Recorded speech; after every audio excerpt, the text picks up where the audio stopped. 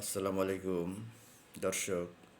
আমি ডাক্তার ইসমাত হাসান সুজন, প্রভাষক, Shariatpur homeopathy medical college ও hospital. আপনারা দেখতে পাচ্ছেন একটি সবুজ রঙের পানীয়। এটা আপনারা গ্রিন জুস বলতে পারেন।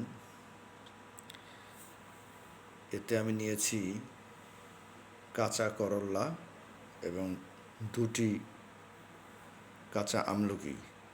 এই দুটিকে ব্লেন্ড করে একটি জুস তৈরি করেছি। এটি আমি এখন খাবো। এভাবে প্রতিদিন আপনারা সকালে খালি পেটে এই গ্রিন জুসটি খেতে পারেন, করলা প্লাস কাঁচা আমলকি। এতে হজম শক্তির উন্নতি হবে, লিভার ডিটক্স হবে, শরীরের থেকে সমস্ত প্রকার বিষাক্ত পদার্থ বের হয়ে যাবে।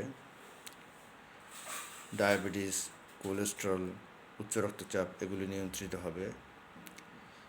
ফ্যাটি লিভার থাকলে সেটিও কমবে।